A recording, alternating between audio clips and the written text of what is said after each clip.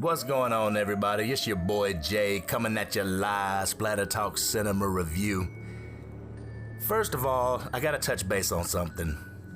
I haven't been uploading videos like I should be, like you guys deserve. And the reason being is because my aspiring hip-hop career has kind of reached new heights. And there has been a high demand for my music. The link will be down in the description below if you choose to actually go check it out. I'm not forcing that on you, but the demand to produce new content for my music, and with a new album that's going to be released in June, the demand's been pretty high, and I apologize for neglecting you guys. Horror is my second love to rap, and I apologize. But with that being said, like I said earlier, I'm gonna do something a little different. What, you ask? Well, I watch a number of horror movie reviews, but the series that I go to the most is A Nightmare on Elm Street. I like those reviews because I consider myself to be a Freddy Krueger fan, a Fredhead, if you will. I watch reviews from WeWatchedAMovie, DrumDums, Cody Leach, Dr. Wolfula, just to name a few. Their links will be down in the description below. I highly recommend that you go check them out. I catch myself laughing out loud on numerous occasions during their reviews. Anyway, with all those wonderful reviews, I watched their opinion on my most favorite nightmare of all, A Nightmare on Elm Street 4, The Dream Master. As I watch each review of my favorite childhood movie, I see the reviews come to a few negative conclusions. I'm here to defend my childhood. I'm here to defend the honor of this great nightmare film. I'm here for cross-examination. This is Splatter Talk's defense of a classic. Let's get into it.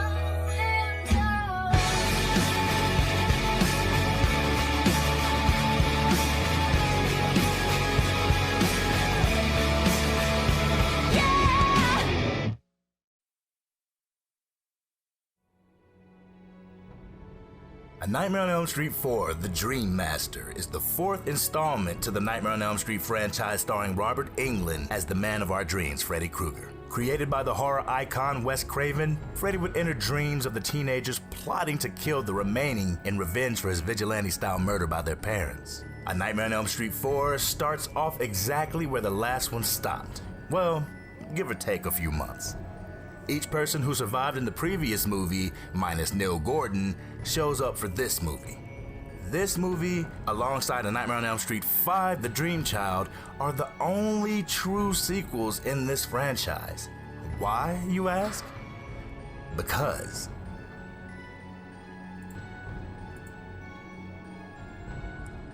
think of A Nightmare on Elm Street 2, Freddy's Revenge. Where did Freddy come from? How did he come back from the defeat in Part 1 at the hands of Nancy? We don't know. He just appears driving a bus in Jesse's nightmare. In A Nightmare on Elm Street 3, The Dream Warriors, where did he come from? How is he resurrected? No one knows. A Nightmare on Elm Street 4, The Dream Master, was the first film to tie in the previous installment. Sure, Dream Warriors tied Nancy into the story, but what happened to her during the events of Freddy's revenge? Anyhow, Dream Master opens up to Kristen at the Nightmare House. She goes in, even though this is how the previous one started. Navigating through the house, a window explodes in her face, forcing her into the boiler room. After hearing Freddy's claws screech on metal, she calls for Joey and Kincaid to enter her dream for help. This is where we see that Kristen is not over the memory of Freddy, but the other Elm Street kids are. This was actually the infestation moment. After being introduced to the next batch of teens to be slaughtered, the next impactful scene is Kincaid. Kincaid wakes up in a nightmare, the junkyard from the previous movie. After jumping down from the trunk of an abandoned car, he sees his dog Jason scratching at the ground. If you watch Dream Warriors, you would know that this is where they laid Freddy to rest. This brings me to my first generalized gripe amongst every reviewer I watch. A dog pisses fire to resurrect Freddy. Okay, I'm gonna put this shit to rest now. The damn dog did not resurrect Freddy. Kristen resurrected Freddy. Earlier I talked about the infestation. Well, this movie established that Freddy can only get to the new kids unless there's someone to bring him to them. Joey and Kincaid didn't believe or forgot about Freddy, so that made them a part of the cured or the unknowing. By bringing them into her nightmare and talking to them at school about Freddy, it puts Freddy in the minds of Joey and Kincaid. She reinfects them with Freddy, hence Freddy coming back. The dog represents Kincaid's pal, man's best friend, turning against him. The dog represents that we're not in Kansas anymore. In each kill, Freddy uses their passions, their fears, their safe people and places and things against them. Why not use man's best friend against man? So please, stop with the dog pisses fire to resurrect Freddy shit. Another gripe from reviewers is the fact that Patricia Arquette didn't reprise her role as Kristen. I'll agree with you guys on this. I would have loved to see what that movie would have been with Patricia Arquette back, but at the same time, would I have wanted such a beloved character killed off? Probably not. She was replaced by Tuesday Night, whom I met at a horror con. She even autographed my glove with the quote, "You're cute." Anyway, I feel people only give her shit because she was not in Dream Warriors. If the Kristen character wasn't in Dream Warriors and debuted in Dream Master with Tuesday Night playing her, would anyone be so critical? No. She did not live up to the previous portrayal, but she did okay in the movie. A little whiny at times, but okay. Her death was a little anticlimactic, seeing how beloved of a character she was, but I can live with it. It's like Thanos getting killed at the first of Endgame. Spoiler alert.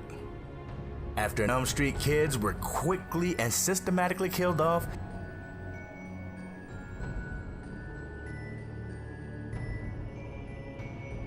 we get to know our teens of this movie. Alice, portrayed by the lovely Lisa Wilcox, whom I met in person. She's great. Dan, I also met in person. He's played by Dan Hassel. He's another down-to-earth kind of cat. Sheila, who I met in person, is played by the wonderful Toy Newkirk. She is so cool. Rick, Alice's brother, played by Andres Jones. I met him briefly. Debbie, played by the beloved Brooke Theus. But in my opinion, the acting was 80s. If you thought you were gonna go into this movie and get an Oscar-worthy performance, I'm sorry to disappoint you. I believe each character in this movie, and I love the way they actually vibe together. It's explained. Alice is friends with Kristen, who is dating Rick, Alice's brother, who is friends with Dan. Debbie works with Alice, and Sheila is friends with Alice. Just think, if they didn't kill Joey and Kincaid, where would they have fit in this movie?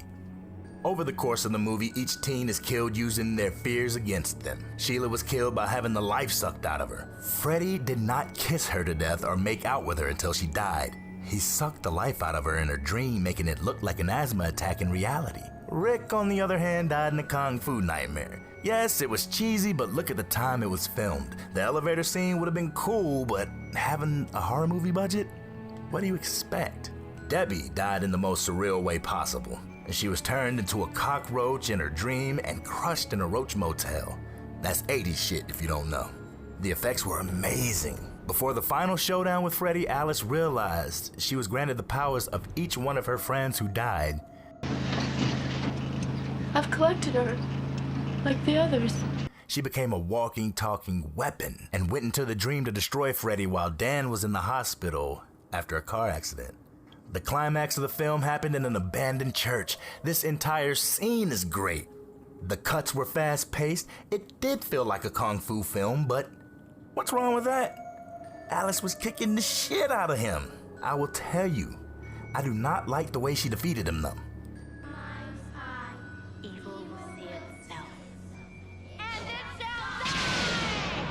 But how he died was an orgy of practical effects that looked stunning.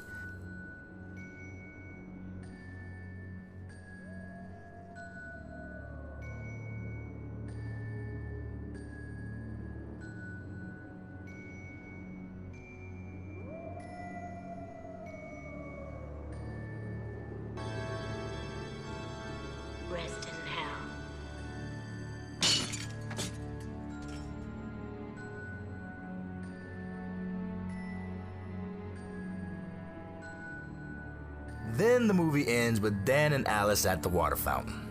Dan tells her to make a wish and flips a coin in. In the reflection of the water, Alice sees Freddy until the ripples from the coin erase the image. Alice was still infected by Freddy and would ultimately bring him back in the next one. The fact that the writers, or lack thereof, came up with something which would stick with Elm Street lore in the 4th installment is amazing. During the production of this movie, there was a writer's strike. Rennie Harlan cast and production came up with nightmare sequences as they went along. No matter how cheesy some nightmares were, that's fucking talent right there. The main point I want to hit on is what each reviewer has said. This is the movie that plunged Freddy into comedic hell, and I beg to differ. Looking at the Freddy Krueger evolution TV and films from Darwin's Media, I place the blame solely on Dream Warriors. Why do I say this? Ask yourself this question. Extracurricularly.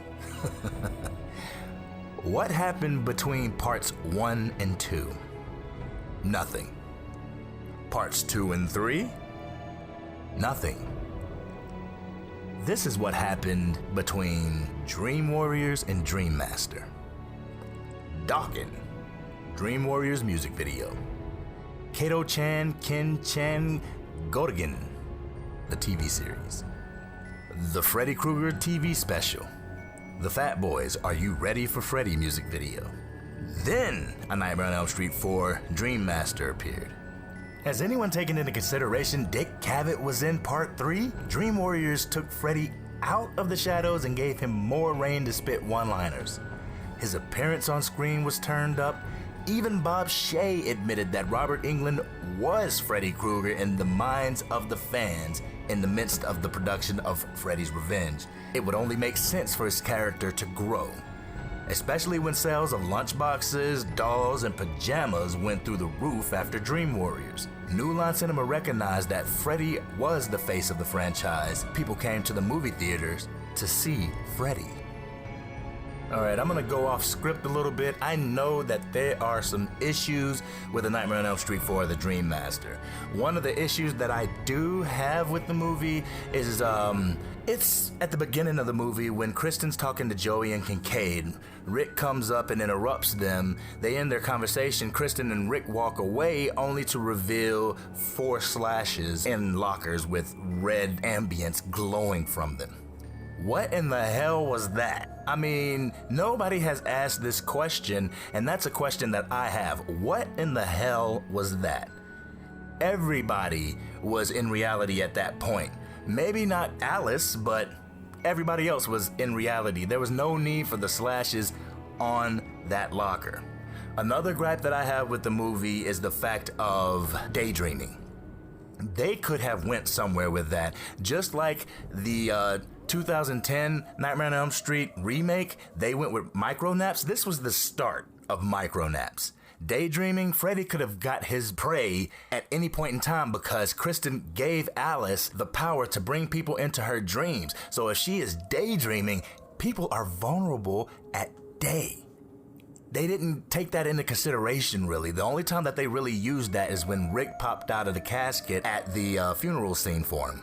And if they would have worked that a little bit more, I think the movie would have been phenomenal. But for people to say that this movie is trash and they rank this up high on their list for being the worst in the franchise, I beg to differ. There are so many nightmares that are worse than this. Nightmare on Elm Street 5, The Dream Child, Freddy's Dead, The Final Nightmare. I put that there. On my list, A Nightmare on Elm Street ranks either 1 or 2, depending on how I feel. Dream Warriors can come in 1, Dream Master comes in 2. Or Dream Master comes in 1, Dream Warriors comes in 2. It just depends on how I feel. But with that being said, how do you feel? This is Jay from Splatter Talk Cinema Review. I hope that you liked this type of video that I did. I've had this on my mind for a long time. I also have on my mind the fact that the first Friday the 13th really isn't all that good. And if you want to see me do a video on that, then go ahead, hit that like button, subscribe to the channel, hit the notification bell so you don't miss anything Splatter Talk related. And give me a comment down below. Let me know what you think about A Nightmare on Elm Street 4, The Dream Master, because I think it's one of those unsung masterpieces. You know what I'm saying? It's just one of those that floats under the radar and people don't give it enough credit. Well, I'm here to give it credit. This is your boy Jay, Splatter Talk Cinema Review. Thank you guys for hanging in there with us. I am prepared to try and do more content as the year goes along, as well as balance my personal life, my work life, and my extracurricular activities when it comes to music. Like I said, that link will be down in the description. I hope to see you guys at the next one. This is your boy Jay.